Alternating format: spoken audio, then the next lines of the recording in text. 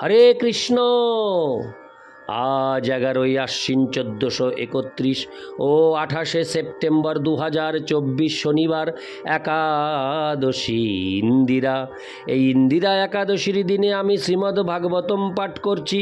আজ আমি পাঠ করছি শ্রীমদ্ ভাগবতমের 3য় স্কন্দ 8ম অধ্যায় গর্ভোদকসাই বিষ্ণু থেকে ব্রহ্মার আবির্ভাবের শ্লোক 12 থেকে 17। হরে কৃষ্ণ হরে কৃষ্ণ কৃষ্ণ কৃষ্ণ হরে হরে, হরে রাম হরে রাম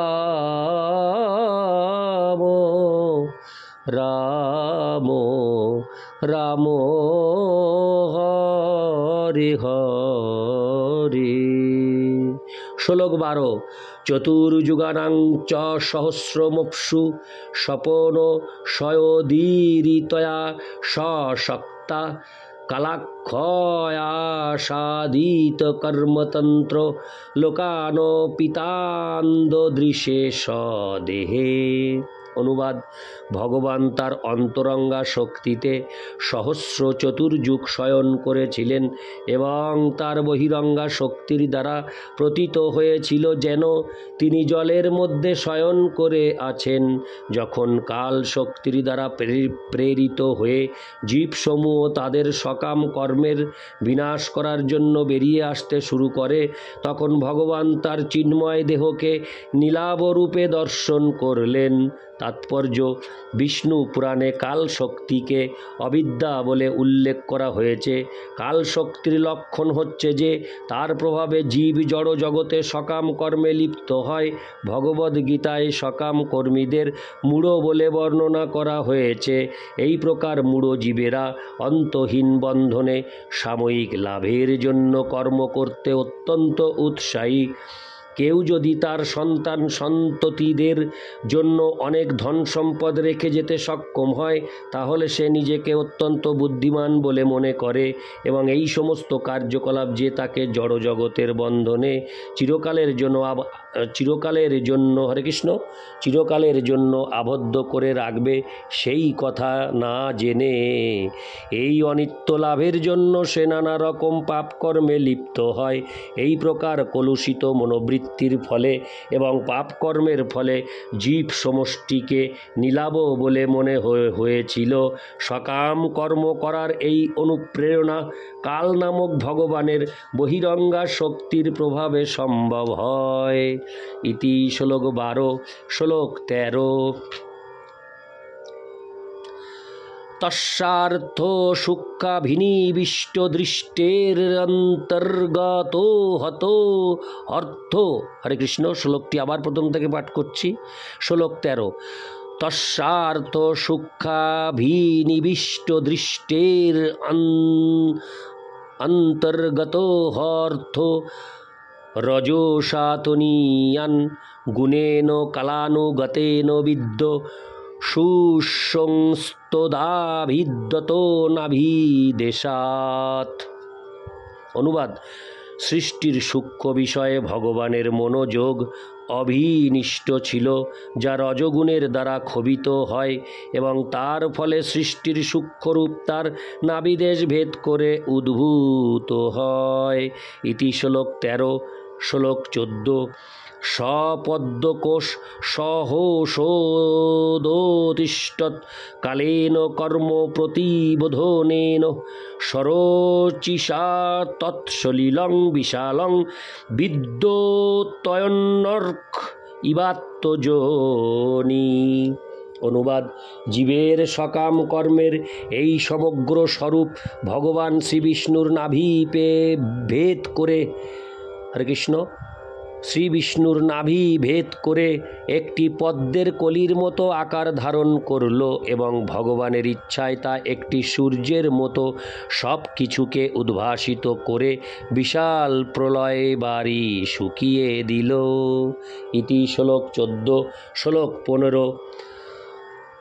তল্লোকপদ্মং স উ এব বিষ্ণু প্রাবিশৎসর্বগুণাবভাসম তস্মিন স্বয়ং বেদময় বিধাতা স্বয়ংভুবং জং স্ম বদন্তি সোহভূত।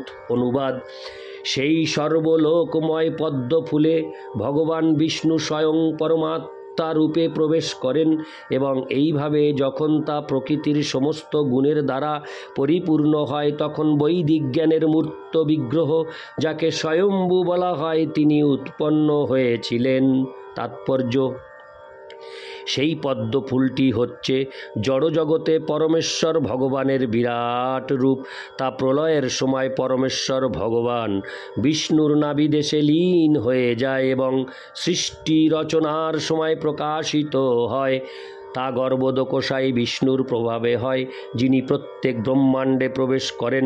জড়া প্রকৃতির বন্ধনে আবদ্ধ জীবেদের সমগ্র সকাম কর্মের সমষ্টি হচ্ছে এই রূপ এবং তাদের মধ্যে ব্রহ্মাণ্ডের নিয়ন্ত্রণকারী প্রথম জীব ব্রহ্মা এই পদ্মফুল থেকে আবির্ভূত হন।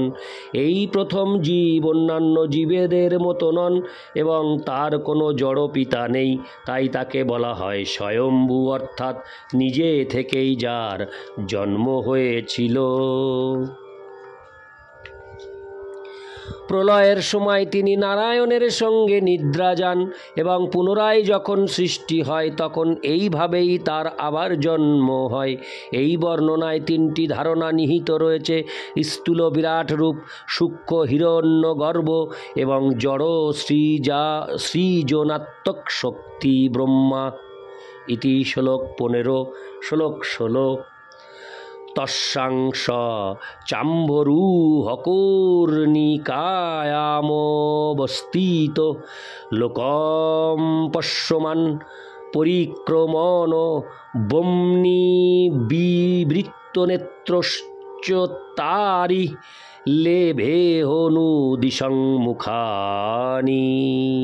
অনুবাদ: ব্রহ্মা পদ্ম ফুল থেকে আবির্ভূত হন এবং পদ্মের কণিকায় অবস্থিত হওয়া সত্ত্বেও তিনি এই জগৎকে দর্শন করতে পারলেন না। তাই তিনি সর্বত্র ভ্রমণ করে চতুর্দিকে দৃষ্টিপাত করলেন এবং তার ফলে তিনি 4টি মুখ লাভ করলেন। ইতি শ্লোক 16। শ্লোক 17। তস্মাদুগান্ত শশনা বঘূর্ণ জলর্মিচক্রাৎ সলিলাদ্দিরূঢ়ম উপাশ্রিত কুঞ্জমূলকতত্ত্বং নাত্তানো মদ্যা বিদদাদি দেব। অনুবাদ: সেই পদ্মে সমাসীন ব্রহ্মা সৃষ্টি সম্বন্ধে, সেই পদ্ম সম্বন্ধে অথবা নিজের সম্বন্ধে যথাযথভাবে বুঝতে পারলেন না।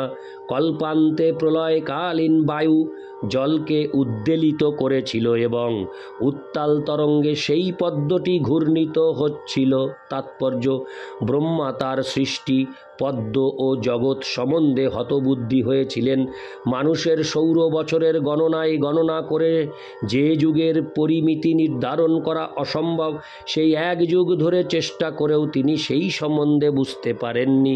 তাই বুঝতে হবে যে মনোধর্মী জল্পনা কল্পনার মাধ্যমে কখনোই জড় প্রকাশ এবং তার সৃষ্টির রহস্য হৃদয়ঙ্গম করা যায় না। মানুষের ক্ষমতা এতই সীমিত যে পরমেশ্বর ভগবানের সাহায্য ব্যতীত ভগবানের সৃষ্টি, স্থিতি ও প্রলয়ের ইচ্ছার রহস্য তার পক্ষে অবগত হওয়া সম্ভব নয়। ইতি শ্লোক 17। হরে কৃষ্ণ হরে কৃষ্ণ কৃষ্ণ কৃষ্ণ হরে হরে হরে রাম হরে রাম রাম রাম হরে হরে। হরে কৃষ্ণ রাধে রাধে, হরে কৃষ্ণ জয় রাধে রাধে, গোবিন্দ জয় রাধে, হরি বল।